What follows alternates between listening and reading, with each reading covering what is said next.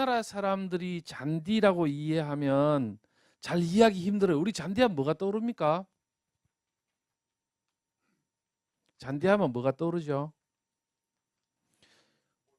아니 우리 잔디하면은 한국 잔디가 떠오르잖아요. 예, 한국 잔디가 떠오르잖아요. 한국 잔디가 떠오르는데 그렇게 하다 보니까 우리가 주로 그 잔디하면 떠오르는 게 중지라는 거예요. 중지. 예. 우리 한국 잔디라고 이야기하는 게 대충 우리가 다 보고 한 게 중지예요. 중지. 어? 그 중지인데 그 중지를 떠오르다 보니까 잔디에 대해서 오해를 좀 많이 하는 거예요. 나무 하면 뭐가 떠오릅니까? 나무. 나무 하면은 그 교목, 관목 이런 거 이제 큰 나무, 작은 나무 여러 종류가 있죠. 잔디가 그거하고 똑같은 거예요. 나무라고 하는 거랑 똑같은 겁니다. 하나의 초종을 이야기하는 게 아닙니다. 활용을 할 수 있는 넓은 의미로 말하는 겁니다. 그러면은 잔디라는 거는 무엇을 잔디라고 그러냐? 어떻게 하지? 넥스트. 그 집 표면을 덮고 있는 수많은 초본류의 직피식물 중에서 이게 중요하죠. 낮은 깎기와 다밥. 다밥이라는 게 뭐죠? 다밥. 밟는 힘이죠. 밟는 힘. 그러니까 낮은 깎기와 다밥에 견디는 힘이 강하고 질감이 좋은 초종. 이거를 잔디라고 합니다. 그러니까 우리가 지금 알고 있는 중지는 이제 잊어버리셔야 돼요. 아시겠죠? 중지는 잔디의 한 종류일 뿐입니다. 그래서 잔디라는 거는 낮은 깎기에 잘 견딘다. 그 다음에 화본과에 속하는 여러 해 살이 초종으로 약 600속 7,500여 종에 달하는 종류가 있고 이 중 30여 종이 실제 잔디로 이용된다 해놨습니다. 우리 인간은 종이 하나입니까? 둘입니까? 셋입니까? 종. 세 개 어떻게? 황인종, 흑인종, 백인종. 맞습니까? 한 종입니다. 한 종. 어? 한 종인데 호모 사피엔스 사피엔스 한 종입니다. 그런데 황인종, 흑인종은 어떻게 나오죠? 사는 지역에서 나오죠. 우리 학교 다닐 때 배웠을 겁니다. 잘 생각해 보시면 종속, 과목, 강문계라고 생물 시간에 배웠을 거예요. 그죠? 식물을 구분하는 생명을 구분하는 종을 갖다가 가장 낮은 단계를 종, 그보다 더 높은 단계를 속. 저기 위에 종속, 과목, 강문계 가면 맨 마지막에 식물계 이렇게 되죠. 그죠? 그래서 잔디는 뭐라고요, 여기에? 뭐라고 적혀 있습니까? 600속 7,500종에 달한다. 잔디는. 그러니까 한 종도 아니고 우리 사람이 한 종인데 지금 여기서 7,500여 종 안에서 우리 인간처럼 있잖아요. 확인종, 흑인종, 백인종은 포함이 안 돼 있는 거예요. 그거를 사람 한 종으로 봤을 때 이렇게 굉장히 많죠. 잔디라고 불리는 게. 잔디라고 불리는 건 왜 불린다고요?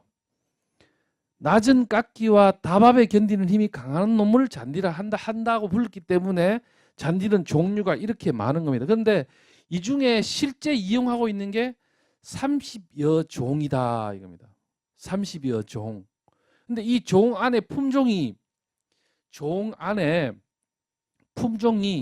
얼마나 많겠습니까? 사람도 열대지방에 사는 사람, 중위도에 사는 사람, 고위도에 사는 사람 생긴 모습이나 피부 색깔이나 다 다르죠. 그것처럼 잔디도 30여 종이긴 하지만 여러 가지 품종이 굉장히 많다. 아시겠습니까? 그래서 요 대목에서는 굉장히 종류가 많구나 하는 것을 이해하시면 되겠습니다. 심지어는 종마저 다른 속이 다른 잔디가 있다. 이렇게 이해해 주십시오. 자, 그 다음에 이제 그 낮은 깎기라 하는 건 뭐죠? 낮은 깎기. 깎았을 때 이 지금 이게 중지입니다. 중지인데 이만큼을 깎으면은 잔디가 살아야 됩니까? 죽어야 됩니까? 이만큼을 깎았을 때 조경하시는 분 삽디가 죽습니까? 살죠. 그러면은 이만큼을 깎으면은 모든 나무가 있어요. 나무. 소나무가 예를 들어서 소나무가 이만큼을 절반을 깎아버리면 어떻게 되죠? 소나무 살까요? 죽죠. 그거는 왜 그러냐면은 모든 식물은 생장점이라는 게 있어요. 생장점, 크라운, 생장점이라는 게 있는데 잔디는 생장점이 집 표면에 있어요. 집 표면에. 집 표면에 있기 때문에 깎아도 자라 올리게 하는 거예요. 근데 모든 식물이 생장점이 집 표면에 있지는 않아요. 꼭대기에 있는 놈도 있고 가운데 있는 놈도 있고 뿌리에 있는 놈도 있습니다. 그런데 잔디는 생장점이 집 표면에 있어서 깎아도 잘 산다. 그렇게 해주십시오. 그 다음에 요거는 지금 뭐 줄기, 뭐 관부라는 게 이게 이제 크라운이라는 건데 생장점이죠. 요 점만 있으면은 잔디는 살릴 수가 있습니다. 그래서 보시고 그 다음에 요거는 이제 보면 이게 뭐죠? 이게 줄.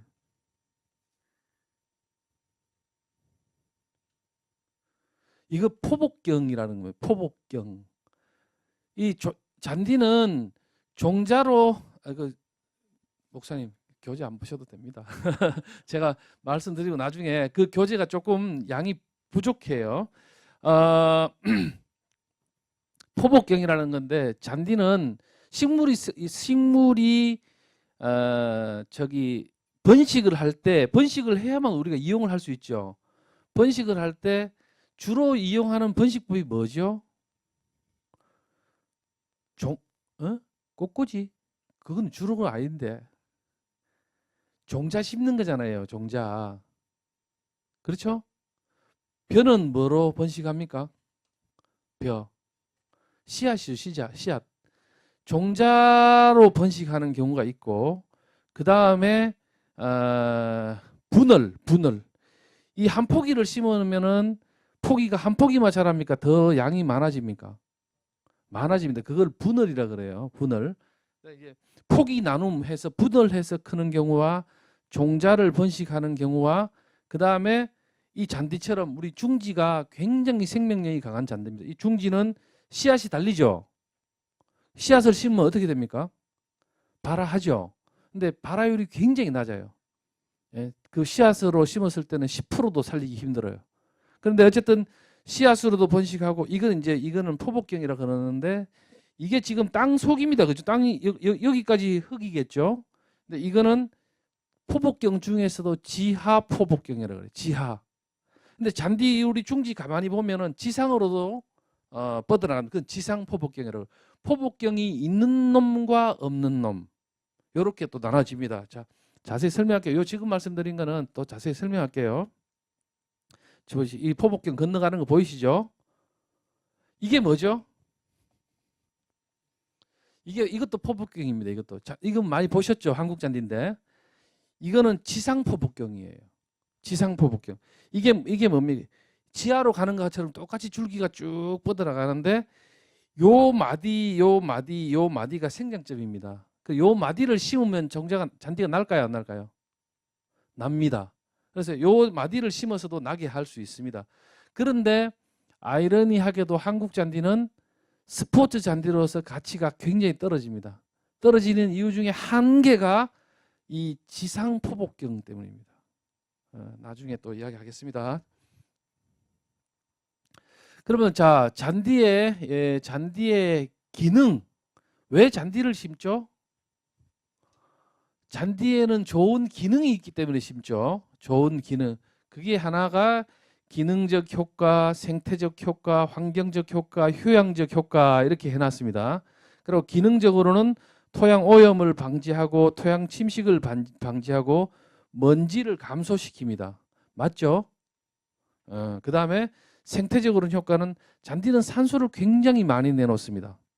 단위 면적당 산소를 가장 많이 내놓는 식물 중에 하나인데 산소를 공급하고 또 잔디를 심어 놓으면 땅이 어떻습니까?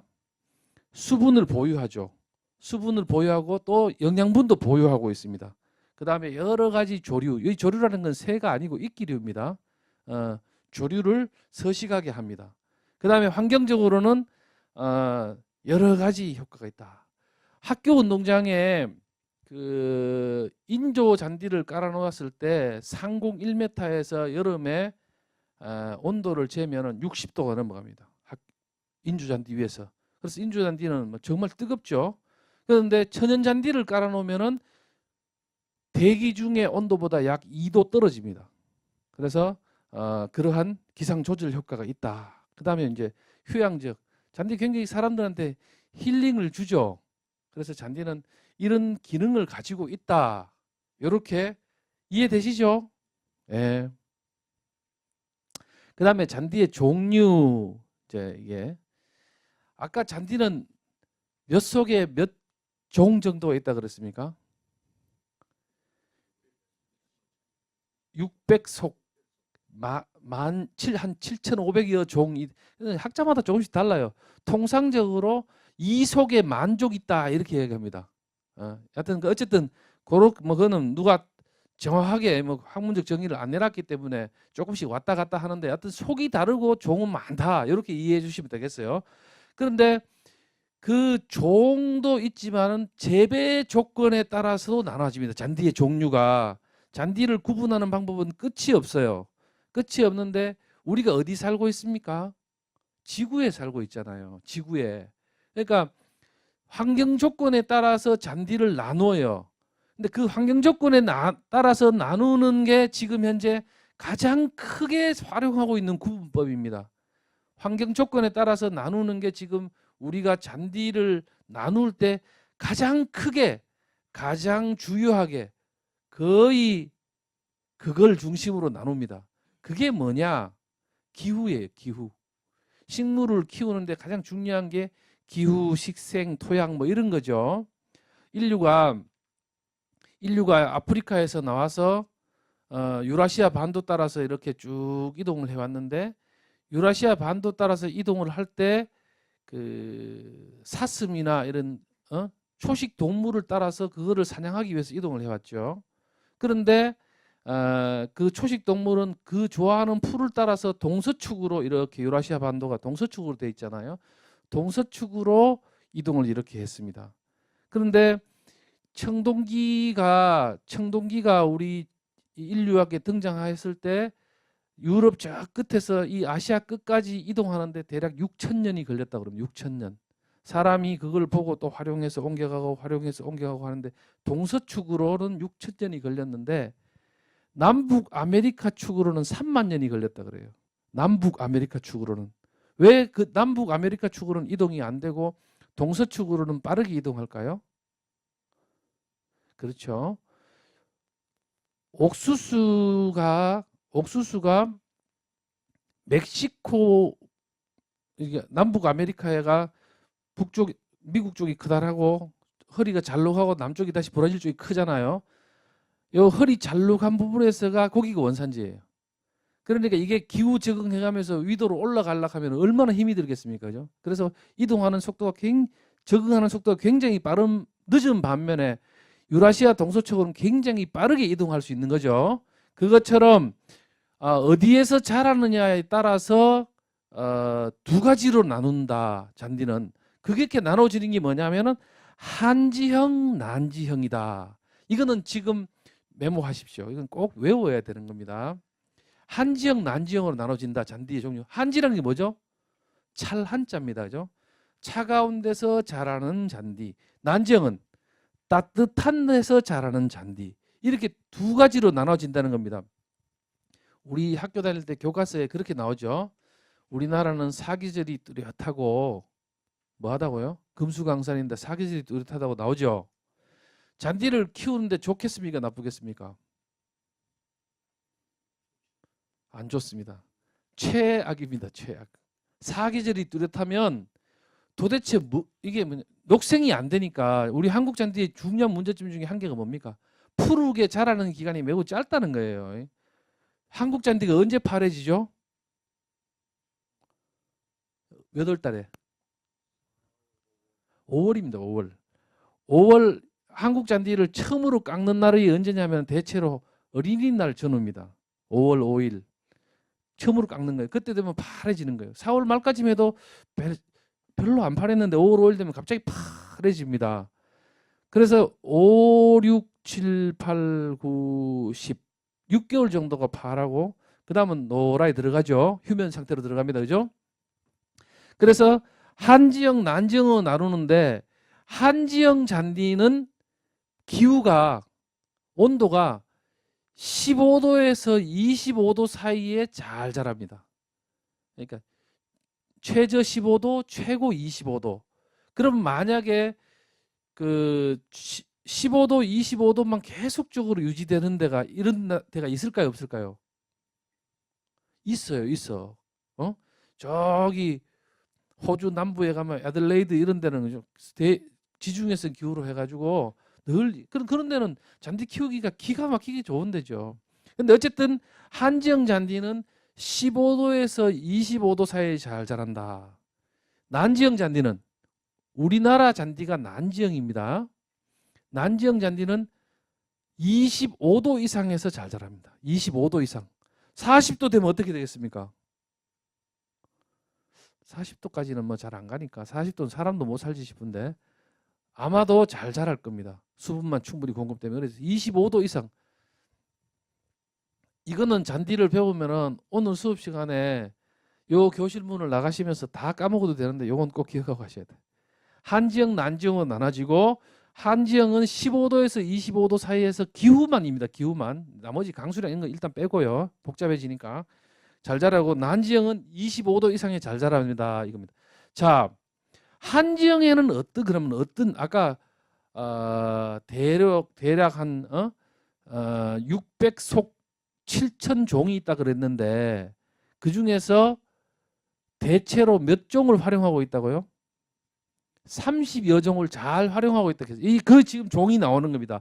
30여 종 중에서 그 종의 이름이 지금 나오는 겁니다. 이게 뭐냐면 브루그레스, 그다음에 벤트그레스, 라이그레스, 회스큐. 이게 한지형 잔디의 대표 선수들입니다. 한지형 잔디의 대표 선수가 브루그레스, 벤트그레스, 라이그레스, 회스큐.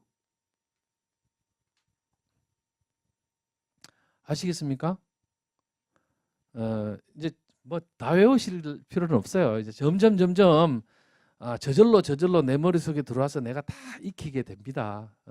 오늘 여튼 요런 게 있다. 그다음에 난지형 잔디는 한국 잔디 조이시아 그레스입니다. 조이시아, 버뮤다 그레스. 이게 난지형 잔디의 대표 선수예요. 한국 잔디는 굉장히 우수한 품종입니다. 한국 잔디가 어떨 때 조경용으로, 스포츠용은 아니고 조경용으로 굉장히 우수한 품종입니다. 근데 문제는 우리 한국 잔디를 가져가 가지고 이 조이시아 자포니카라고 학명이 조이시아 자포니카라고 그러는데 한국 잔디가 자포니카가 뭐하고 비슷하죠 지금? 자포니카 자페나 왠지 비슷하죠. 한국 잔디를 일본 놈들이 가져가 가지고 육종을 하고 연구를 해가지고 학명을 조이시아 자포니카라고 갖다 붙이고 전 세계에 팔아먹고 있어요. 난지형 잔디는 한국 잔디유하고 버뮤다 그레스가 있다. 이건 브루그레스 안에 이게 종인데 분류 켄터키 브루그레스, 러브 브루그레스, 매뉴얼 브루그레스, 캐나다 브루그레스, 벤트그레스는 그리핑 벤트그레스 뭐 이런 종류들이 많이 있다. 아시겠습니까? 한꺼번에 지금 도저히 다 들어갈 수 없으니까 천천히 이런 종류로 나눠진다는 것만 합시다. 여기에서는 기억해야 될 게 난지형하고 한지형으로 나눠지는구나. 그 다음에 난지형 중에서는 한국 잔디하고 버뮤다 그레스라는 게 있구나. 그 다음에 한지형 잔디 중에서는 블루그라스라는 게 있구나. 이거 지금 다 머릿속에 안 들어오실 겁니다. 이렇게 블루그라스가 있구나 정도 이해해 주세요. 아시겠습니까? 잔디의 한지형 잔디의 대표 선수가 켄터키 블루그라스라는 거예요. 이 정도는 이해해 주세요. 켄터키 블루그라스. 지금 상암 월드컵 경기장에는 켄터키 블루그라스가 심겨 있습니다. 네, 넘어가겠습니다. 자, 이거는 지금 머릿속에 들어가시지 않을 거예요. 아무리 이야기해도. 난지형 잔디에 뭐 이렇게 광엽, 회갑, 중엽, 회갑, 잔디는 종류별로 활용처가 다르다. 예를 들면 골프장에 가면은 러프에 씻기는 잔디는 종류가 뭐고, 페어웨이에 씻기는 잔디는 종류가 뭐고, T존에 심기는 잔디는 뭐고, 그 다음에 그린에 심기는 잔디는 뭐고, 종류가 다 다릅니다. 그 초종의 특성을 활용해서 심죠. 그 다음에 이게 그린에는 이제 그리핑 벤트그라스 이런 거 땅으로 삭삭삭삭 기는 그런 종류를 심고 한다 하는 그런 거니까 요거는 지금 말씀드려도 머릿속에 들어오지는 않을 거니까 일단은 종류별로 여러 가지를 활용하는구나 이렇게 이야기해 주십시오. 그 다음에 이거 한번 보입시다. 이거는 뭐 더 안 들어와요. 더. 이거는 이제 그런데 우리가 앞으로 잔디 공부를 하려고 하면은 뭐죠? 초종의 이해, 그 다음에 그 식재면 조성의 방법, 그죠?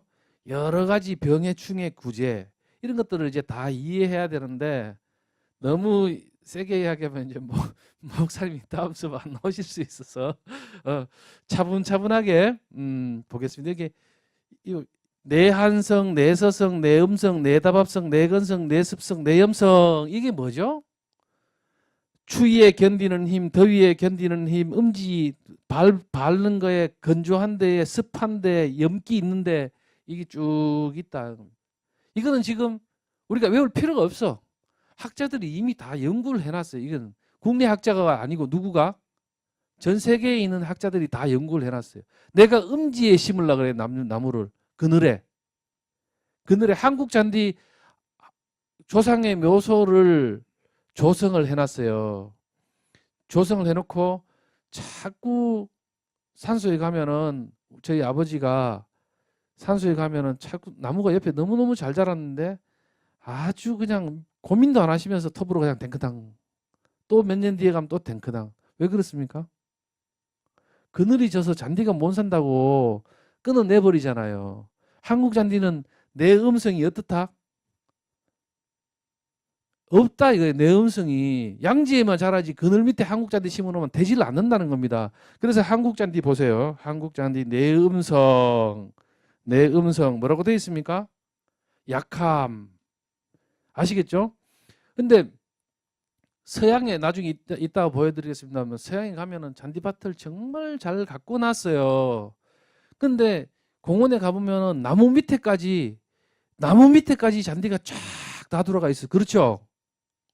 그 한국 잔디 가져가 가지고 나무 밑에다 심으면 어떻게 되겠습니까? 죽어. 살 수가 없어요. 나중에 이제 일조량 계산해 가지고 몇 룩스 이상 여름에 받쳐져야지 이 잔디가 사는지까지 다 나옵니다. 우리 나중에 여기 이재필 박사하고 이상국 교수님분들이 자꾸 강의를 해주실 거예요. 제가 국내 최전문가들 모셔놨다니까. 그러니까 해주실 거니까 차츰 하시면 돼요. 그 다음에 다 외우실 거 없어요. 언제든지 저한테 물으시면 돼요. 아시겠죠? 근데 이 표가 있다는 건 아셔야 돼요. 이 표가 한국 잔디가 음지에 어떻다? 약하다. 내 다밥성은 한국 잔디가 밟는 힘에는 어떻다? 매우 강하다. 한국 잔디. 그런데 왜 밟지 말라고 그래요? 예? 아니에요. 그거는 식재면 조성을 잘못했기 때문이에요.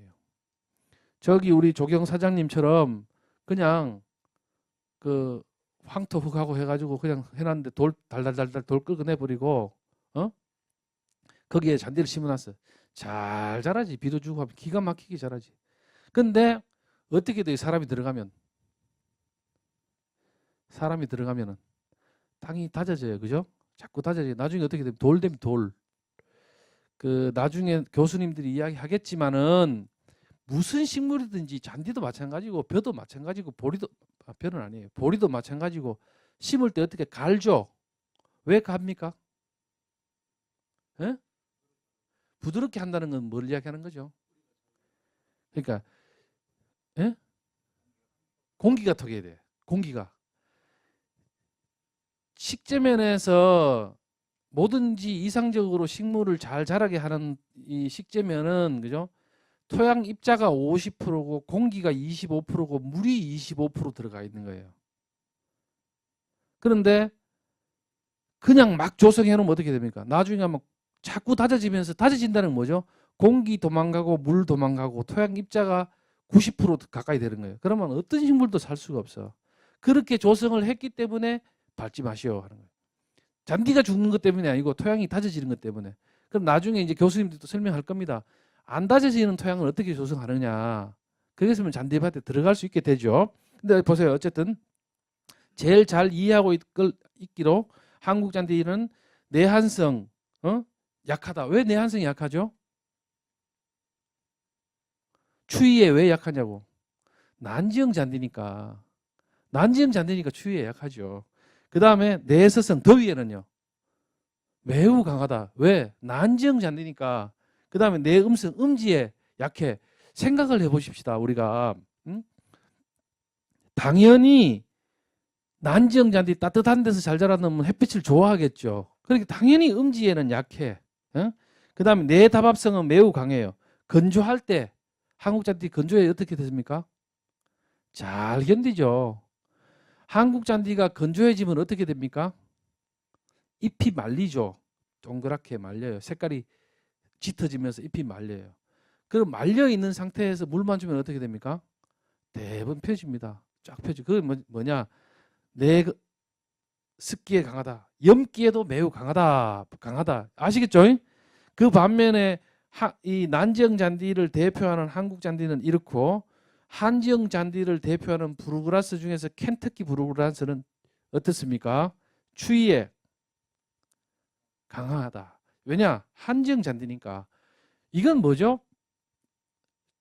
한지형 잔디는 유라시아의 북위도에 한반도보다 훨씬 더 북쪽에 쉽게 이야기하면은 독일, 그 영국, 독일 이 축으로 쭉 이어지는 그 축으로를 원산지로 하는 거예요. 유라시아 반도에.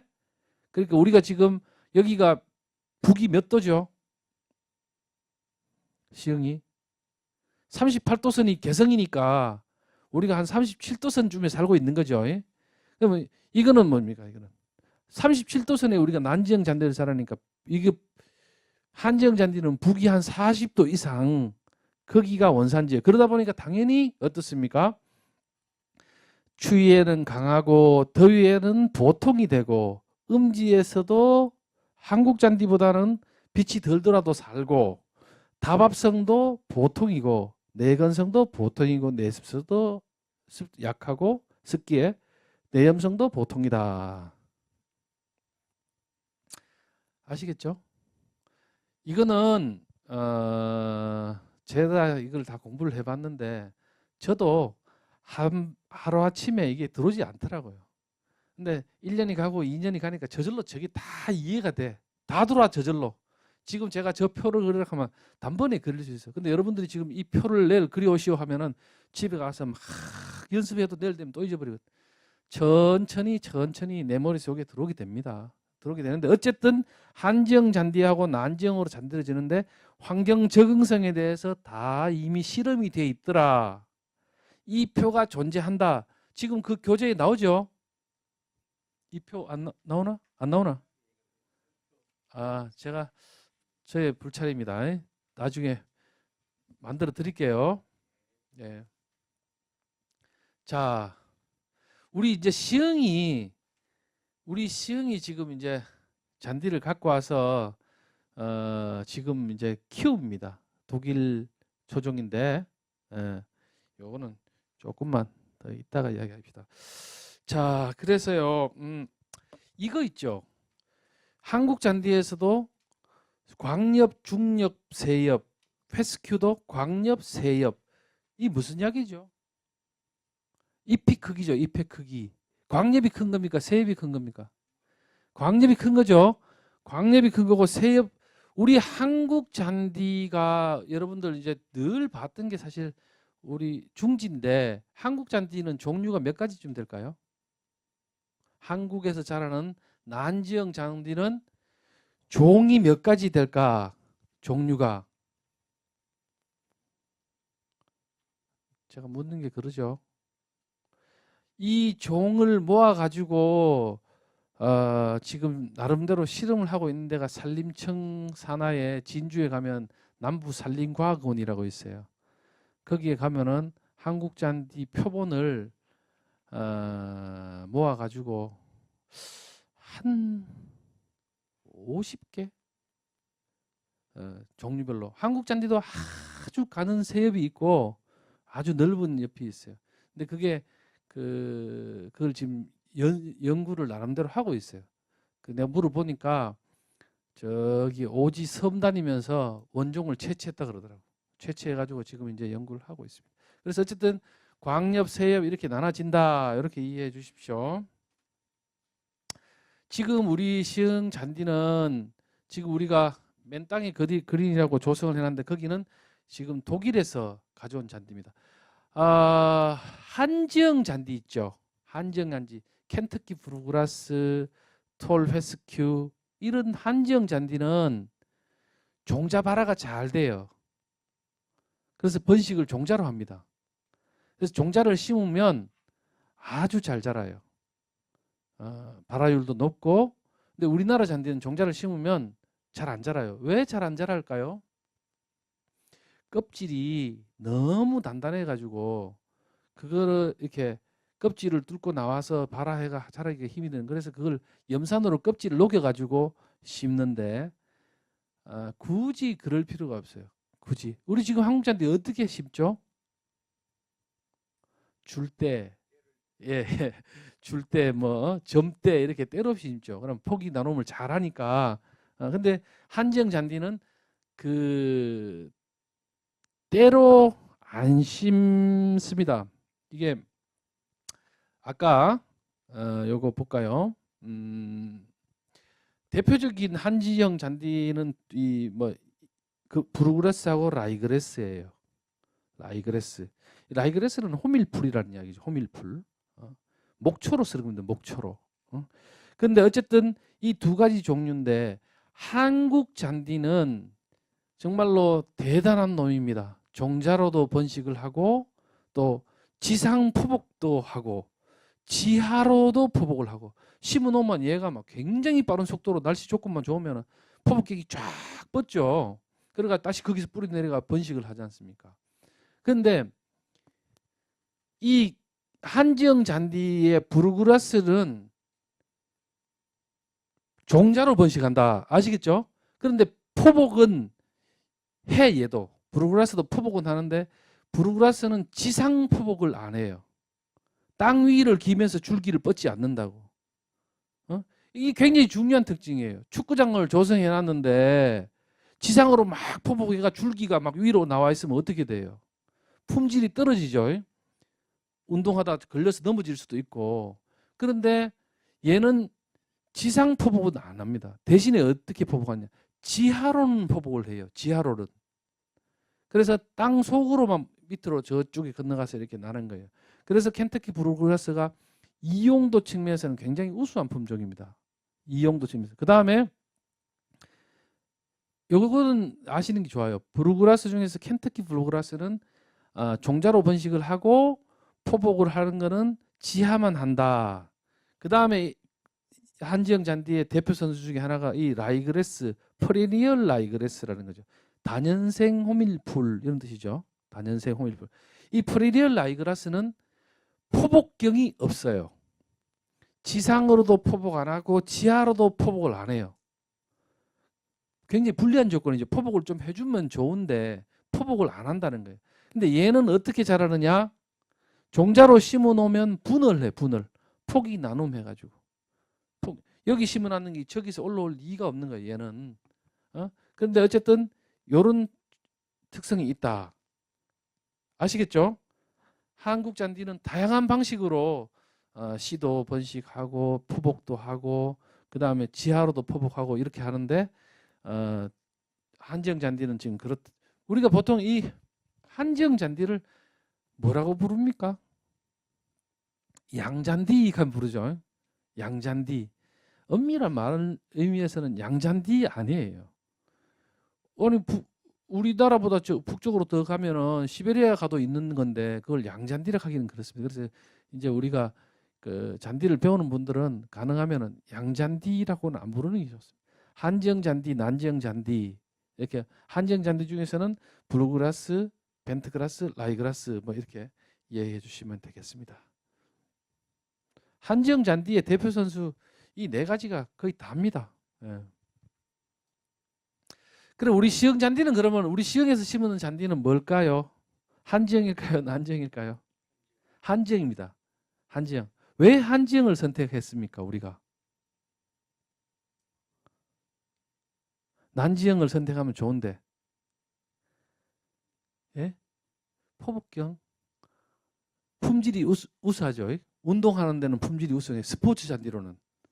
우리 한국 잔디는 스포츠 잔디로는 결점이 많아요. 스포츠 조경으로는 좋은데 한국 서양 잔디 이게 우리 독일 잔디는 저거 한지형 잔디는 스포츠 한번 걸어보세요. 나중에 현장 실습을 나가서 한번 비교해 보면 알 겁니다. 사람이 사용하는 측면에서 어마어마한 차이가 납니다. 그 다음에 또 한 가지는 녹생 기간이 길기 때문이에요. 스포츠 한참 막 3월, 4월에 공 차는데 잎이 색깔이 누러해가지고 가가 있으면 어떻습니까? 근데 3월, 4월에 공 찰 때는 색깔이 올라와서 푸르게 있어야 되는데 녹생 기간, 그걸 녹생 기간이라고 그러거든요. 그리고 11월 달 이럴 때 공차기 얼마나 좋습니까? 운동하기도 좋잖아요. 그런데 우리 한국 잔디는 벌써 노랗게 가는데. 그런데 쟤들은 11월, 12월에도 푸르르거든. 1, 2월 돼 가지고 좀 노래져요. 우리가 워낙 저기 하니까. 그래서 이 종자를 가지고 왔다. 그래서 이게 파종을 했다. 이렇게 이해해 주세요. 그리고 이건 참고입니다. 우리 시흥 씨가 심은 잔디는 종자가 설명을 잠깐 하겠습니다. 현대 우리가 여기에다가 이 밭에다가 여기를 밭이라고 봤을 때 이 밭에다가 잔디를 키우면 한 가지 품종만 심으면 어떻게 되겠습니까? 병도 잘하고 힘이 들어요, 그죠? 병도 잘한다고. 종자를 섞어서 심어 놓으면은 서로 경합을 하는 거예요. 서로 경합을 해가지고 경쟁을 하는 겁니다. 경쟁을.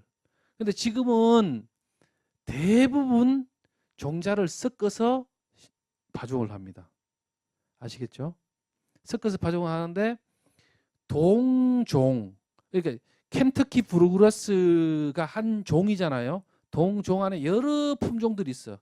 미드나잇이니 뭐니 여러 품종인데 그 동종 안에 여러 품종을 섞어서 하는 거를 브랜딩이라 그래요. 브랜딩.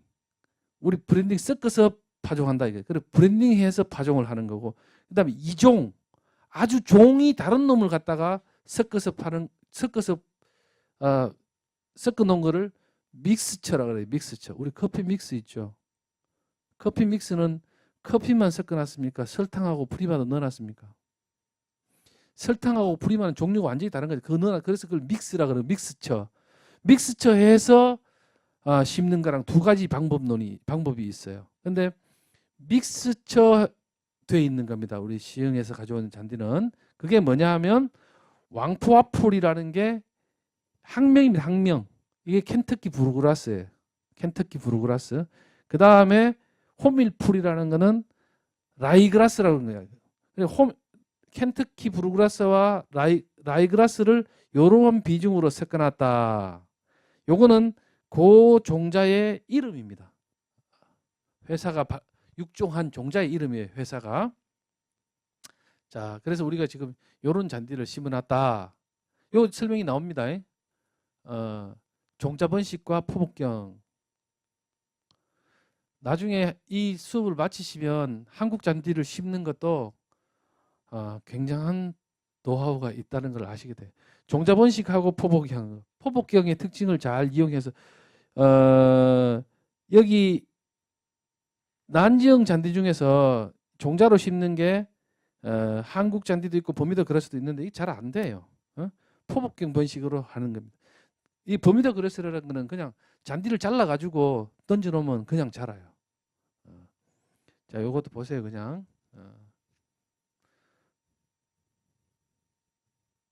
자, 지금 우리가 이제 잔디 농사를 하게 된 이유가 시흥은 그린벨트도 많고 단속은 어마어마하게 세게 하고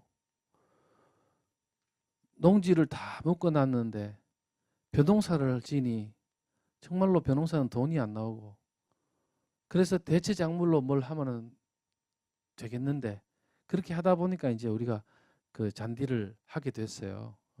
연구를 하게 됐고 이제 보급하려고 하는 단계에 와 있는 거죠. 지금 아주 초보 단계로 지금 이제 하는 거고. 그래서 이제 보면 벼농사하고 비교했을 때 소득이나 이런 게 이렇게 나눠왔어요. 소득이 한 지형은 2,400만 원, 잔디는 550만 원, 벼농사는 400만 원 이렇게 차이가 매출액이 차이가 굉장히 크죠. 실제로 한 지형 잔디나 이 잔디 농사를 지면 벼농사보다 소득이 많이 높습니다. 나중에 그건 또 이야기합니다. 그래서 이제 보면 이게 묘신기는 한국 잔디는 계속 논이 있으면 수확을 할 때 이렇게 떠내요. 그리고 요만큼 남겨놔요. 이렇게. 그리고 거기에다가 또 모래를 넣어놔요. 그럼 금세 퍼져요. 그래서 모신기 안 해도 된다. 뭐 이런 이야기들이 있는 겁니다. 아시겠죠? 이거는 뭐 한국 사람이라면 웬만하면 다 알 수가 있습니다.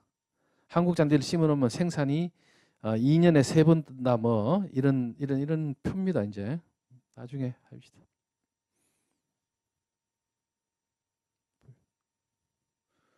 학교 농장에 천연잔디 심어놓는 게 좋죠. 예. 요 영상을 보고 1교시는 잠깐 쉬고 그렇게 진행하겠습니다. 이거 틀어주세요. 최근 각급 학교 운동장에 설치되어 있는 우레탄 트랙과 인조잔디 운동장에서 인체에 유해한 납성분이 검출돼서 문제가 되고 있습니다. 그런데 경기도 내 일부 학교는 운동장에 천연단지를 심어서 좋은 반응을 얻고 있습니다. 강창구 기자입니다. 푸른 잔디 위에서 학생들이 공놀이를 합니다. 이리 뛰고 저리 뛰고 넘어지고 굴러봐도 하나도 아프지 않습니다. 푹신푹신한 잔디 위에서 친구들과 씨름도 할 수 있습니다. 흙먼지 풀풀 날리는 맨땅 운동장이나 인체에 유해한 납성분이 검출된 인조잔디 운동장에서는 볼 수 없는 장면입니다.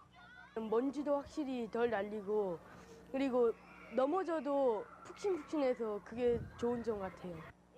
교사들도 천연잔디 운동장에 대해 만족해합니다. 무엇보다 시원하다는 장점이 있고 인조잔디 구장 그리고 맨땅보다는 아이들이 아무래도 다칠 위험성이 없어서 안전하게 활용할 수 있습니다. 경기도 농업기술원은 우리나라 기후 조건에 맞는 장성중지라는 잔디를 개발했습니다. 운동장에 공기와 물이 잘 들어갈 수 있게 구멍을 뚫고 모래를 뿌리는 등 철저한 관리 덕분에 많은 학생이 사용해도 아무런 문제가 없습니다. 학생들의 그 정서 함양이 좋기 때문에 천연잔디 운동장이 좋은데요. 그래서 학교 운동장에 맞는 잔디 품종을 개발하고 또 그 사후 관리 방법을 완성해서 보급을 하고. 인조 잔디와 우레탄 트랙의 유해성 문제가 논란이 되고 있는 가운데 우리나라 여건에 맞게 개발된 천연 잔디가 새로운 대안으로 떠오르고 있습니다. 연합뉴스 TV 강창구입니다.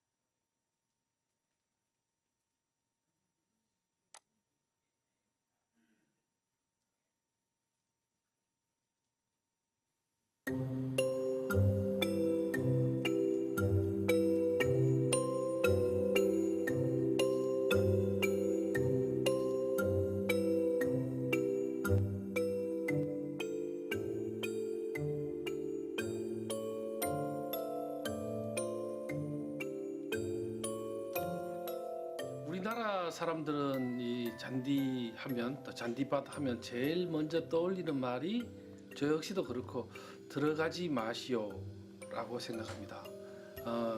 유럽이나 이런 데 가보면 잔디밭에 가서 누워서 책도 보고 자연스럽게 나무그늘 밑에서 잔디에 누워서 즐기는데 왜 우리나라는 들어가지 마시오 하고 아주 이렇게 보기만 하는 잔디로 만들어 놨는지 이런 부분을 바꾸고 그 사람들이 즐겁게 이 잔디밭에서 놀 수 있는 그런 환경을 만들고 싶었습니다. 인조 잔디를 시흥시에서 깔아보면 어떠냐라고 로비 또는 영업을 하는 분들이 좀 있었습니다. 그리고 천연 잔디를 가지고 영업을 하는 분은 한 분도 없었습니다. 그만큼 인조 잔디를 대기업이 하니까 인조 잔디를 깔면은 이익이 생기고 하니까 적극적으로 권장을 하고 그러다 보니까 우리가 인조 잔디가 가지는 엄청난 문제점들을 간과하고 있죠. 인조 잔디는 엄청나게 유해하고 중금속 덩어리라고 하지 않습니까? 그리고 결코 싸지도 않습니다. 매년 이걸 7억을 들이고 조성을 하면 대체로 내구년을 한 5년 정도 보는데 3년이면 벌써 못 쓰는 단계에 들어갑니다. 그래서 이거를 5년이 지났을 때 이걸 다시 걷어내고 해야 되는데 폐기할 곳도 없습니다 이제. 그래서 그걸 폐기하지 않고 그 위에서 다시 덮어서 사용하는데 언젠가는 그게 굉장한 문제가 될 겁니다. 국내에는 이 잔디 연구가 아주 그런마 단계에 있고 실질적으로 뭐 이렇게 체계적으로 잔디면을 어떻게 조성할 건가 하는 연구도 거의 돼 있지 않습니다. 그래서 하나하나 직접 실험하면서 또 자문 받아가면서 할 수밖에 없었고 무식했기 때문에 할 수 있었던 것 같습니다. 만약에 우리가 지금 정도만 이해하고 있었어도 결코 시도하지 않았을 거고 또 시도하지 않았기 때문에 해내지도 못했을 겁니다.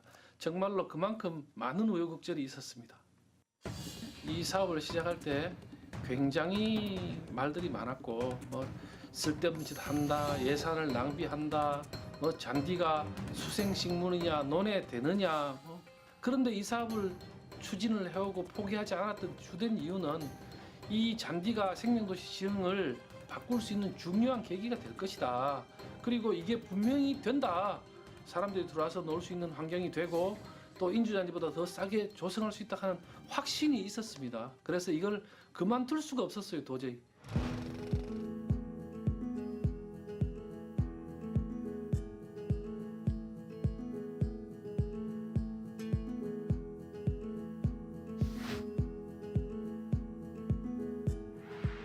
정말 무모한 도전이었다고 생각합니다. 이거를 우리가 과연 할 수 있을까? 용역이나 뭐 이런 일로만 처리를 하다가 직접 우리가 투입돼서 했는데 야, 무모함이 현실이 되는구나. 그러면서 이 도시를 대표할 수 있는 어떤 브랜드도 되고 우리가 키워갈 수 있는 그리고 농민들의 소득을 향상시킬 수 있는 멋진 프로젝트가 되어 가는구나 하는 걸 느꼈습니다.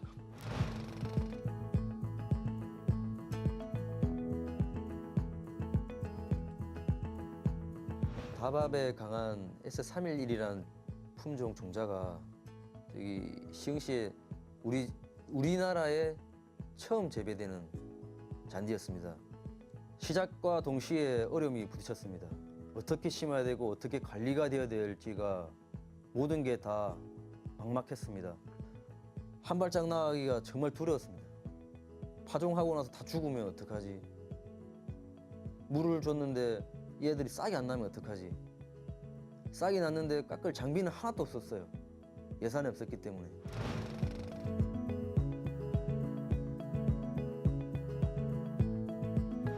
잔디에서 놀기만 했었지 잔디를 만든다는 거는 상상도 못했었고요. 만드는 곳에 딱 가니까 사실 그냥 논이었었어요. 논에다가 어떻게 잔디를 심을지 막막했었죠. 뭐 기술적인 정보도 없었고.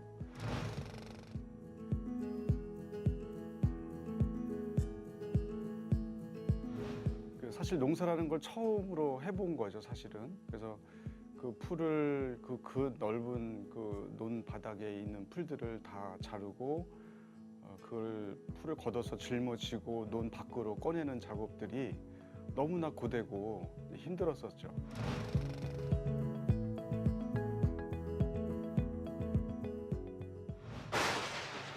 그렇게 큰 비는 처음이었습니다.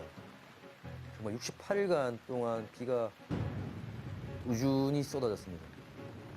곳곳에 물이 차고 그 물을 찬 곳을 볼을 내서 물을 빼고 그러면 그 사이에 잔디가 녹는다고 합니다. 물에 녹아서 썩는 냄새가 그 하수구 냄새와 유사한 냄새가 진동을 했습니다. 심한 곳은 수중 펌프로 팠다고 하시면 믿으실지 모르겠지만 수중 펌프로까지 폈습니다. 우롱이라도 하듯 하지 말라고 했는데 왜 하필 해서 이 모양이냐. 정말 비난거리가 조롱거리가 되었습니다. 그때가 가장 큰 위기였습니다. 그런데 9월 달이 되니까 다시 잔디가 언제 그랬냐는 듯이 싹 회복을 하는 거예요. 나가보니까 매일매일 달라지면서 빠른 속도로 회복을 하고 있었습니다. 그래서 정말 안 본 사람이 어떻게 알겠습니까, 이거를. 그래서 다시 이 에너지를 얻어가지고 잔디한테 힘을 얻어가지고 처음의 마음으로 다시 열심히 했죠. 그게 다 살아나가지고 지금 맨땅에 그린에 잔디밭에 이렇게 맨땅에 그린 운동장이 돼 있죠. 거기서 공찬 사람들 보면 저희가 얼마나 마음이 흐뭇하겠습니까.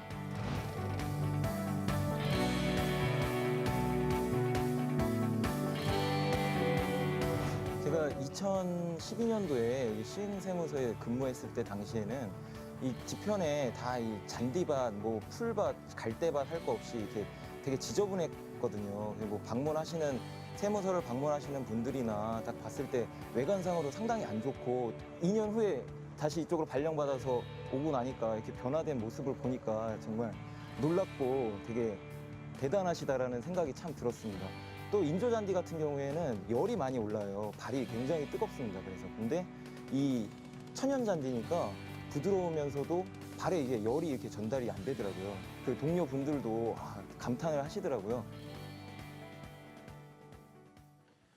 유럽의 공원하고 한국의 공원이 너무 많이 다르죠. 유럽의 공원에 가면 일단 잔디밭이 넓게 펼쳐져 있습니다. 그리고 큰 나무들이 그늘을 제공합니다. 근데 우리 공원들은 이 법령 자체가 문제가 많습니다. 조만한 근린공원 만들어 놓고 거기에다가 막구적 파거라를 하시오, 교목을 심으시오, 관목을 심으시오, 모래 운동장을 만드시오, 미끄럼틀 설치하시오.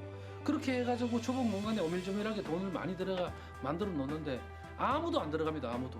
이걸 바꿔 나가야 됩니다. 우리 시흥시부터 이 잔디밭을 넓게 가져가고 그늘을 제공해주면 거기에서 사람들이 와서 즐기고 잔디밭에 들어가시지 마시고 아니라 와서 책도 보고 볼도 차고 산책도 하고 이런 공원으로 바꿔가야 됩니다.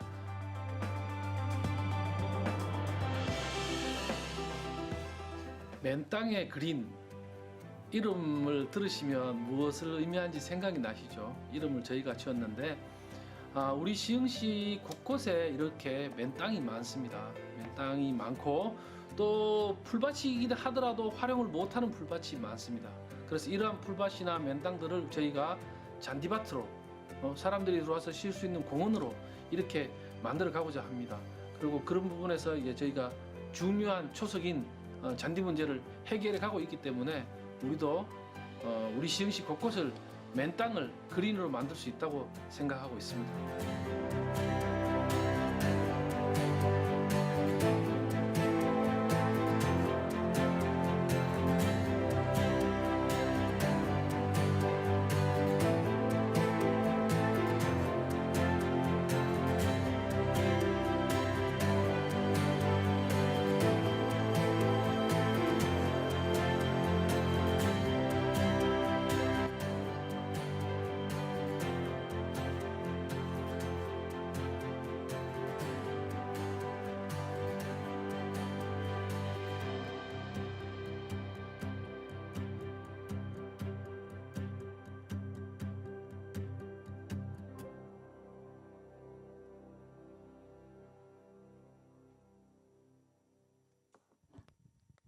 잘 보셨습니까? 이게 이번 시간에는 이 잔디 이와 관련해서 우리가 이해를 하고 공부를 하는 거는 저도 또 기회가 되면은 지속적으로 말씀을 드리고 교수님들도 또 아주 전문가를 모셨기 때문에 잘 하실 겁니다. 이번 시간에는 우리 시가 왜 저렇게 잔디에 관심을 가지게 됐는가 뭐 이런 거를 또 영상을 보셨으니까 그거를 중심으로 제가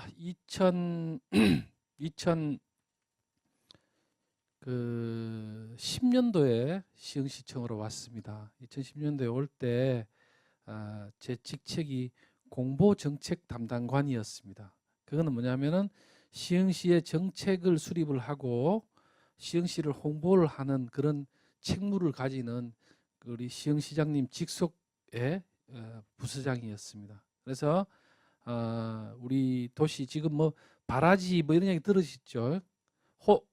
백오 신도시 이것도 알고 계시죠? 그 백오 신도시 이름을 지은 사람이 접니다. 이렇게 이제 우리 도시가 어떻게 그림을 그려가야 될 것인가 하는 것에 대해서 이런저런 고심을 하면서 여러 정책들을 시행을 하게끔 했는데 그 중에서 한 가지가 이 경관을 바꾸고 대체 작물을 키워야 해서 이제 잔디에 관심을 가지고 우리 시흥시 농업기술센터한테 잔디를 키우라고 예산을 세워줬습니다. 그랬더니만 농업기술센터에서 못합니다. 아니 잘 해보세요 했더니만은 알았습니다 해가지고 이제 우리 스포츠 잔디를 키우라 그랬는데 한국 떼잔디를 한 사람을 농민을 한 사람 섭외해가지고 보조금 4천만 줄 테니까 농사 한번 지어봐 하니까 이 사람은 죄송한 표현인데 잔디 농사는 관심 없고 보조금 4천만 원이 오는데 보조금 4천만 무조건 내가 하겠다는 거예요. 그래서 제가 가서 지금 뭐 하시는 거냐고. 그래서 농기센터로 하여금 그걸 못하게 했습니다. 못하게 했더니만은 그럼 누가 할 건데 해서 제가 정말 공무원들 좀 너무 답답하다. 적극적으로 하면 되지. 하기도 전부터 안 된다. 이렇게 해서 제가 우리 부서가 할게요. 그럼 우리 부서가 해서 저희 부서가 하게 된 겁니다. 그러니까 어떻게 이게 조성은 했는데 씨까지는 샀는데 씨 뿌리고 뭐 관리할 수 있는 돈이 없는 거예요. 그래서 내가 우리 부서 직원들한테 텃밭 가꾼다는 마음으로 우리가 하자. 그래서 이제 우리 부서 직원들이 다 동원돼 가지고 나간 거예요. 잔디 심고 키우고 떼짱으로 만들어서 다른 데 옮겨보고 한 거를 우리가 한 4년 동안 해본 겁니다. 4년. 그렇게 이제 그 사이에 저는 이제 너무 궁금한 게 많으니까 국내에 나와 있는 책들도 거의 다 보게 되고 골프장 과정도 들어보게 되고 뭐 그렇게 하다 보니까 이제 저절로 잔디협회, 잔디학회에서 주요하게 관심을 가지는 사람이 된 거죠. 정말 뭐 하는 놈이냐 해가지고. 근데 어쨌든 저희가 상당한 수준의 잔디를 다룰 수 있는 수준에 이제는 지금 현재 올라와 있습니다. 그래서 지금 확산을 하고 있는 건데 아까 그 참 이게 올해 장마 때 비가 좀 왔죠. 이 잔디를 키우다 보니까 일기에 대해서 굉장히 날씨에 대해서 굉장히 민감해지는 거예요. 근데 이게 참 뭐가 잘 되려고 그랬는지 안 되려고 그랬는지 어쨌든 우리가 처음 잔디를 심었는 이게 2012년이지. 2012년에는 기억나시죠? 장마가 정말 길었습니다. 매일매일 비가 와서 그게 68일 동안 비가 온 거예요. 한번 찾아보십시오. 장마 기간이 제일 길었어요. 그렇게 해서 진짜 아까 논에 가면은 막 잔디가 썩는 냄새가 그런데 그게 120년 만에 제일 긴 장마예요. 작년하고 재작년에는 비가 장마라고는 물방울도 잘 안 떨어지고 올해 정도로 비가 오는 거는 아주 좋은 거죠. 그래서 그런 이제 과정 뭐 그 하는 거를 뭐 어떤 그런 과정들을 겪으면서 지금 왔습니다. 그래서 어쨌든 저희가 지금 현재 가지고 있는 그는 이제 잔디면을 조성하는 방법. 지금 아까 그 맨땅에 그린이라고 영상 나오시죠? 그걸 이제 제가 잔디 예산 4천만 원 가지고 이렇게 저렇게 실험하고 하면은 그렇게 태클을 거니까는 할 수가 없는 거예요. 예산을 안 줘서. 천연 운동장 한 개 만들려고 하면은 얼마 정도 들죠? 부천 시립운동장, 부천 운동장 20억 들었어. 20억. 잔디면 조성하는데. 면 조성하는데 스탠드 만드는 거 말고. 근데 우리가 사이즈는 정규 사이즈보다는 좀 작아요. 5억에 2개를 만든 거예요. 자, 이번 시간에는요. 제가 이제 이게 관심이 많으니까 이거 다 보셨죠? 아까 영상으로 보셨어요? 예. 이게 처음에 이게 논입니다. 논. 아까 그 우리 이명기 팀장이 나와서 이 풀을 예초를 잔디는 이게 한지형 잔디는요. 한지형 잔디는 가을에 심는 게 좋습니다. 봄에 심어도 되는데 가을에 심는 것이 가장 좋은 게 왜냐하면 가을에 심으면 잡초가 얘가 가을에 한 9월이나 10월이나 심으면은 벌써 겨울이 나기 전에 싹이 다 올라옵니다. 싹이 올라오고 한 3월쯤 되면은 얘가 막 번식해서 커집니다. 그러면은 한국 잡초는 언제쯤 올라오기 시작하죠? 4월, 5월? 그러면은 4월, 5월이 되면 얘가 벌써 우점 다 해버려요. 그래서 잡초가 안 나. 날 수가 없어, 잡초가. 그래서 가을에 심으면은 굉장히 좋은. 그거를 모르니까 아까 그 잔디밭에 해놓으면 잡초 때문에 하기 힘들다는 거잖아요. 그래 이렇게 딱 조성을 해놓으면은 그렇게 되는 거예요. 그래서 이제 가을에 심으려고 논에 그 호접벌에 우렁이 넣는 것도 이제 저희 부서가 제일 먼저 우렁이 논법을 도입을 시켰는데 농민들 하여 처음에 우렁이 넣을 때 우렁이가 잡초를 잡는다는 거는 들어보지를 못했다부터 해가 아니 어르신 전라도에 다 우렁이 넣는데 왜 시흥만 안 되겠습니까? 해가지고 설득을 해가 시범포를 만들어가 한 거예요. 그때 우렁이를 넣을 때 여기도 넣었으면은 이런 일이 없었는데 이 생각을 못하고 가을에 심겠다고 놔둔 거예요. 그래서 잡초가 얼마나 많이 자랐습니까? 풀로 예초를 하니까 돈이 요거를 제거를 해야 되겠는데 돈이 없는 거예요. 그래서 두 가지 딱 종류 농민들 외주를 줄 수 있는 돈이 그때 뭐 한 50만 원가 남아 있는데 농민들한테 이거를 깎고 우리가 드러낼 것이냐 둘 다 시킬 돈이 없으니까 우리가 치고 다른 사람을 하건 드러낼 것인가 이제 선택을 하라 해가지고 제가 야 치는 건 어려우니까 우리가 드러내자라고 선택을 한 거예요. 그래가지고 농민들이 이제 일당 주고 이걸 친 거예요. 그래서 이걸 드러내려고 했더니만 이게 한 3,000평쯤 됐지. 3,000평 저 봄부터 가을까지 자랐는 잡초를 베가지고 논 밖으로 드러내는데 완전 정말 죽는 줄 알았어요. 하루 종일 아침부터. 그래서 그거 힘들었다는 이야기입니다. 이거 다 드러내고 그래가지고 이제 이거를 조성을 한 겁니다. 이렇게 물 주고 그리고 이제 물을 줄락 하니까 물이 벼농사 때하고 이 잔디 들어가는 물때가 잘 안 맞아요. 벼농사는 논 말리려고 저수지에 물을 안 내려주고 한다고요. 그래서 우리가 물이 여기서 필요할까 싶어가 이렇게 둔벙을 논에다가 조성을 해가지고 한 겁니다.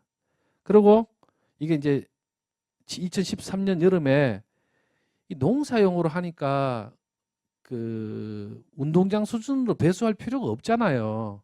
농사하다가 이게 예를 들어서 물이 차가 요만큼 죽으면 요만큼은 안 팔면 돼요. 그렇죠? 근데 이 비용과 편익이 있잖아요. 이거 전체를 잘 배수하기 위해서 어마어마한 돈을 투입할 것이냐 아니면은 예를 들어서 100년의 텀으로 보면 한 70년 정도는 이 정도로 괜찮고 30년 정도는 문제가 심각할 비가 올 때 있으면 일부 포기를 하고 하는 거예요. 그래서 이렇게 해놓은 거예요. 그랬더니만은 재수가 없으려고 그랬는지 그 해에 100 몇 년 만에 비가 제일 많이 오니까 물이 고인 거예요. 그래서 이제 이렇게 한 몇 날 며칠을 물을 퍼낸 거죠. 이게.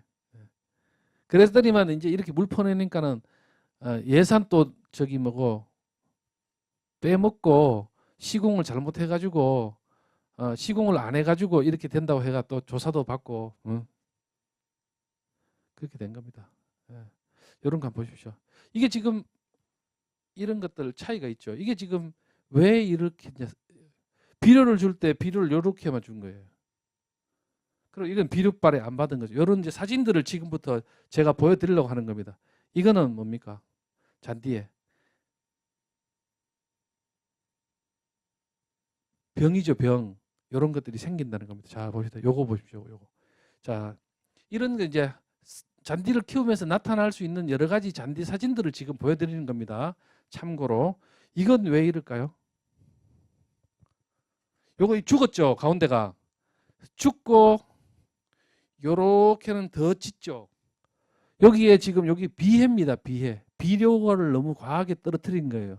떨어뜨리니까는 비료 떨어지는 부분은 죽고 비료가 옆으로 있는 데는 더 푸르게 되고 이렇게 되는 거예요. 이거는 근데 사실은 비료를 떨어뜨린 게 아닙니다. 고양이가 오줌을 넣은 겁니다. 고양이가 오줌을 넣으면 고양이 오줌에는 요소 성분이 너무 많아서 이런 현상이 벌어지는 겁니다. 아시겠죠?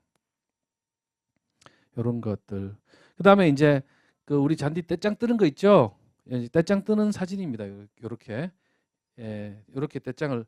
요런 기계는 아주 원시적인 기계예요. 독일 가면은 그냥 롤 잔디라 그래가지고 크게 우리 그 논에 벼 말아놨는 거 있죠? 볏짚. 그것만큼 크게 많은 기계들이 있습니다. 근데 그 말 수 있는 기계는 국내에 아직 하나도 없습니다. 국내에는. 요렇게 이제 이게 우리 호주볼 논이죠. 우리 호주볼 논에서 잔디를 키운 거를 이렇게 이제 수확을 하는 겁니다. 수확을. 이렇게 바렛대로 쌓아 가지고 옮겨갔습니다. 이게 이제 정왕동 맨땅이 그린이라고 이제 여기에 이렇게 이게 지금 제목에 여름철 이식 작업이 어려움 해놨는데 이게 무슨 말입니까? 어쩔 수 없이 여름철에 옮기게 되는 경우가 있어요. 여름철에. 이거 뭡니까 이거? 다 죽은 거죠. 건조 피해 나가지고. 근데 죽어도 다시 또 다 살아나요. 여기 10월에 가면. 지금 현재는 거의 다 살아났어요. 물을 주고 여름에 옮기게 되면은 힘듭니다. 지금 이거 이제 동절기. 겨울에도 건조할 때가 있습니다. 그죠? 겨울에는 땅이 얼어 있죠. 땅이 얼어 있는데 못 같은 거를 이렇게 찔러 봤을 때 못이 안 들어가면은 무슨 이야기죠? 땅이 얼어 있다는 이야기죠. 그러면 관수를 안 해도 돼요. 근데 건조해 버리면은 못을 찔러보면 쑥 들어가요. 그럼 물이 없다는 이야기, 안 얼어 있다는 이야기죠. 그러면 관수를 하게 됩니다. 왜냐하면은 한국 잔디도 겨울에 물 주면 좋아요. 근데 한국 잔디 겨울에 물 안 주죠. 휴면하고 있으니까. 근데 켄터키 브루그라스나 이렇게 프레니엘 라이그라스 등 독일 잔디들은 겨울에도 자랍니다. 조금씩. 자라니까 겨울에도 물을 한 번씩 줄 때가 있어야 됩니다. 그래서 이게 겨울에 물 주는 겁니다. 이렇게. 지금 보세요. 겨울 색깔이죠. 이게 겨울에. 이거는 지금 겨울에 파종해 놨는 거고 이거는 옮겨온 거죠. 지금 이렇게. 이거는 뭐 하는 거냐 하면은요. 나중에 이제 교수님들하고 다 수업을 할 겁니다. 토양이 다져지죠. 자꾸 밟으면. 다져지기 때문에 이거를 에어레이션이라 가지고 공기를 넣어줘야 돼요. 공기를. 그러면은 여기 공기를 기계로 강제로 이렇게 뚫어가지고 코알을 빼내는 겁니다. 그러면 이렇게 공극이 생기죠. 그런 작업들 나중에 다 배웁니다. 이제 이거 현장 사진이니까 그냥 참고하세요. 이렇게 안 하면은 잔디가 살 수가 없어요. 지금 이 보세요. 이렇게. 자, 이거 이제 우리가 행사를 하는데 이게 이렇게 죽었어요. 이거는 잔디가 굉장히 그 생명력이 강하면서도 한편으로는 생명력이 이제 위협을 받는 건데 이거는 왜 그러냐면은 비누거품 놀이를 한 겁니다. 비누거품. 비누거품도 왜 꼬맹이들이 조그맣게 부른 거는 그건 비누예요. 비누. 근데 왜 마술을 비슷하게 해가 크게 막 하는 거 있죠. 그거는 비누가 아니고 화공약품이에요.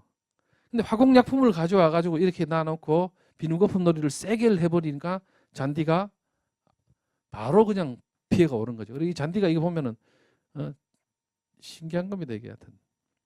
자, 이거는 이제 잔디를 심을 때 운동장이나 축구장 같은 거 할 때는 면이 평탄해야 되잖아요. 이렇게 면 평탄 작업을 하는 모습이고요. 이게 지금 이게 다 우리 시흥시 사진입니다. 이게 지금. 그다음에 식재하기 전에 다짐을 잘 해야 되는데 평탄하게 해서 해놓고 다짐할 때 물다짐이라 그래가 물을 많이 주는 겁니다. 물을 많이 주면 높은 데는 낮은 데로 내려가고 또 다져지게 되죠. 물로. 그래서 물다짐을 해놓고 심는 겁니다. 보이시죠? 예. 이거는 식재면을 조성하는 건데 이거는 뒤에 수업 시간에 이 식재면 조성에 대해서는 수업 시간에 잘 나와 있습니다. 뭐 사진만 한번 봐주세요.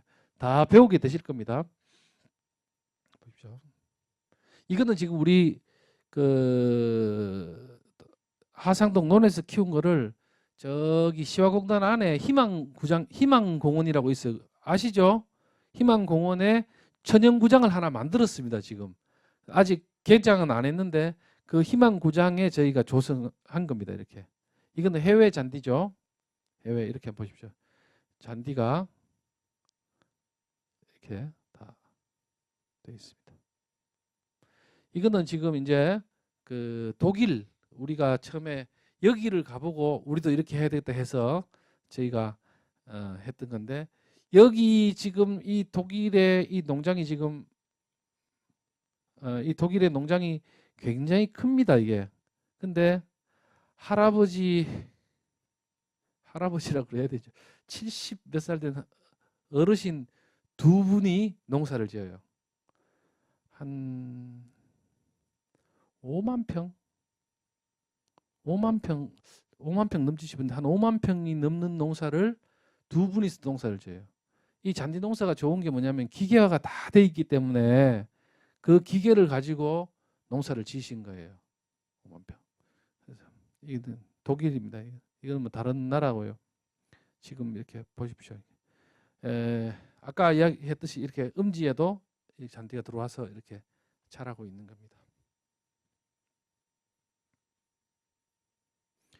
이거는 지금 호주입니다. 호주. 이게 잔디를 지금 옮겨 심고 있죠. 옮겨 심어 놓고 이렇게 뉴 그라스라고 지금 이렇게 표시를 해놨습니다. 보십시오. 이거 이제 이걸 피봇이라고 합니다. 관수 시스템이죠. 이 관수 시스템. 저희가 그 우리 시에서 예산을 세워 가지고 정왕도 MTB 부지 있죠. 나중에 이제 수업 끝나거나 하면 한번 가보시게 될 기회가 있을 겁니다. MTB 부지가 있는데 MTB 안에 산업기술대 학교가 캠퍼스를 조성하려고 산한 땅이 있어요. 그걸 저희가 무상으로 임대를 해가지고 몇 평이냐? 27,000평인데 27,000평에 지금 저희가 잔디를 키우고 있습니다. 근데 그 27,000평에 물을 주려고 그러니까 관수 시스템을 하기가 너무 힘이 드니까 이 외국에는 이게 굉장히 보편적으로 되어 있죠. 그래서 저희가 이거를 수입을 해가지고 하나를 조성을 해놨습니다. 그래서 이제 관수를 할 수 있도록 거기서 27,000평에서 저희가 올해 잔디를 키워서 내년 여름까지 키워서 학교 운동장에 저희가 이제 보급하려고 지금 준비를 하고 있습니다. 이게 관수 피봇이라는 겁니다. 이거는 이번에 지진 났는 일본 구마모토 성입니다. 구마모토 성인의 성벽에 이렇게 잔디로 다 조성해놨다. 이것도 애들 이제 잔디밭에 노는 거죠. 보십시오. 학교 운동장이죠. 근데 뭐 우리나라는 이렇게 잔디를 해놓으면 그 옆에다가 또 뭐 우레탄도 깔고 막 하잖아요. 아무것도 안 합니다. 그냥 가운데에다가 잔디만 이렇게 조성해놓고 나머지는 맨 땅으로 이렇게 둡니다. 그래도 아주 잘 어울립니다. 이거는 이제 잔디의 종류죠. 아까 이게 종류인데 이런 종류가 이거는 이제 올해 제가 베트남 정부 초청으로 베트남 갔다가 찍어온 건데 이것도 잔디입니다. 굉장히 엽이 넓죠. 이게 주로 베트남 잔디들은 대체로 이런 광엽입니다. 광엽. 그거는 열대지방에 큰 놈일수록 잎이 넓습니다. 그래서 제가 교수님들하고 진짜 엉망이에요. 베트남도 지금 막 개발하는 중이니까 막 맨 땅에 먼지가 날리고 난리가 아니에요. 그리고 축구 운동장도 베트남 사람들이 축구를 굉장히 좋아해요. 축구를 좋아해가지고 축구장에 인조를 막 어마어마하게 깔아놨어요. 자, 그러면 베트남에 가가지고 한지형 잔디를 심으면 되겠습니까? 안 되겠죠. 안 돼. 열대지방에 가가지고 한지형 잔디를 우리나라는 그래도 봄, 가을이 있기 때문에 한지형을 채택할 수 있는데 베트남에서는 한지형이 잘 안 돼. 그래서 여기는 지금 보십시오.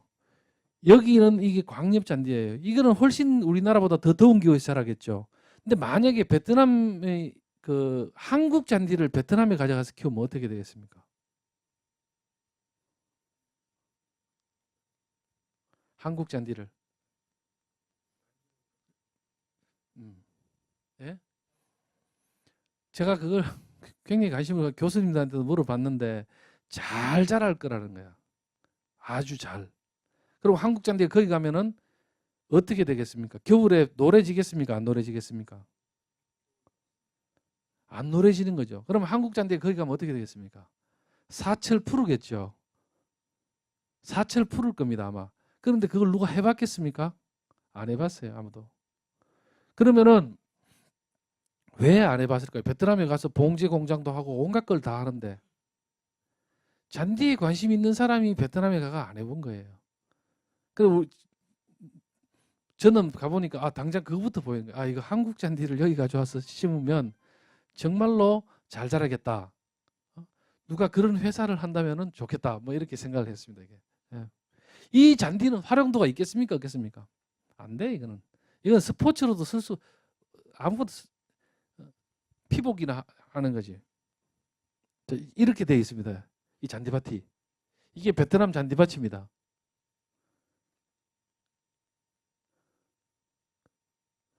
다 끝났나? 자, 궁금해 하시는 거 이제 이 수업과 관련해서 다음번 수업부터 되게 이제 빡빡한 강의 일정이 이어질 겁니다. 교수님들하고.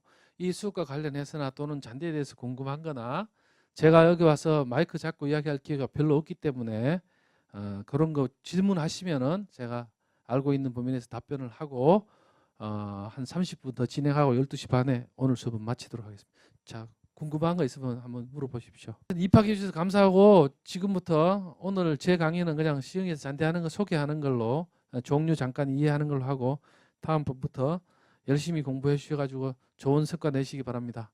마치겠습니다.